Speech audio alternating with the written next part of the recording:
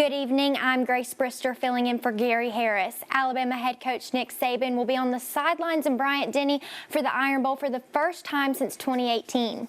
Coach Saban was not able to attend the Iron Bowl in person in 2020 because he was out with COVID, but he made it clear that he did not miss the 42-13 win over the Tigers even though he was in quarantine. I was here in 2020. You had COVID. You had COVID. I know, but I was here. I'm just saying, like, I watched the game. Is it? Are you looking more forward to being able to be at the stadium though than at home? Hell yeah. I mean, you act like I went, to the moon or something. I was right there watching the game. Alabama volleyball hosted Tennessee this evening. Alabama's Emily Janek with the set and Aaliyah Wells with the kill in the second set. Janek again followed by Emily McCormick slamming it down for the Tide. Janek was on fire in the match with yet another set and McCormick back up for another hard hit.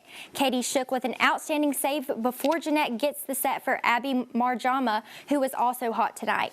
Alabama pulls an upset over the Vols, taking the match in 4 sets, and the Tide wins 3-1.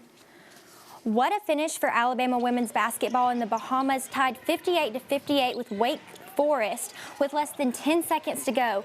Megan Abrams drives the lane, throws up the layup, and it's good, plus the foul. The three-point play scores Alabama a 61-58 win over Wake Forest to wrap up play in the Pink Flamingo Championships.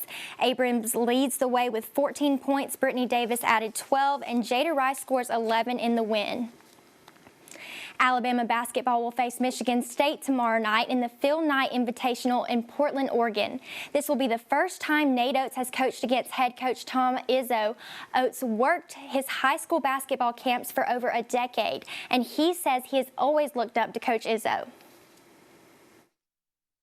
No, I never thought I'd coach against Coach Izzo. This wasn't when I was a high school coach. I still feel like I'm a high school coach that caught a couple breaks in life, so I didn't really ever dream of that back then. I, would have loved to get in somewhere and coach. And, we've had a pretty good run here over the last few years. So I'm here at Alabama coaching against them. So now we got to prep our guys. And like I said, we've got some talented guys just like they got, and we're going to have a good game.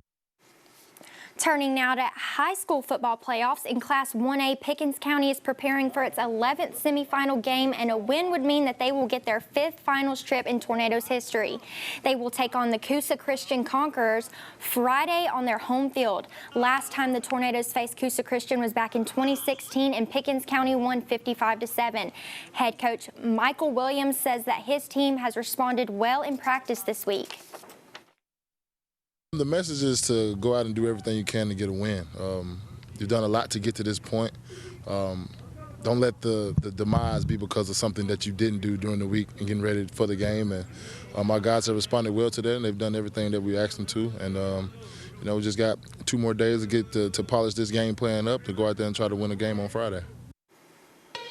The Red and White Turkey Shootout continued today, hosted by Central High School. Central takes on Dothan in the Falcons' Nest. Early on, Dothan's Adrian Doyle is wide open in the corner and scores the bucket. Dothan started the game with an 11-1 lead during the first frame. Off the inbound, sophomore Javion Taylor hits the open 3, starting a comeback for the Falcons. Again, Taylor on the top of the key makes a play to the bucket, splitting the defenders with the spin move and the floater that goes up and in.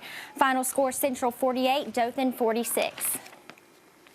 ACA and Sylacauga also played in the Red and White Turkey Shootout. After an offensive board from the Aggies, it set up Grant Scales with a wide open 3 on the wing, putting Sylacauga ahead in the final frame. Later, a rebound from AJ's Dax Warren. He takes it coast to coast for a bucket and the foul call. He converted at the free throw line, cutting into the Aggie lead. A big play here. Aggie forward Grant Hickey gets the ball, takes it to the baseline, and slams it home, plus the foul. Sylacauga would take this one home, winning 59-52. And that's going to do it for us tonight in sports, but stick around. WVUA 23 News at 10 will be right back.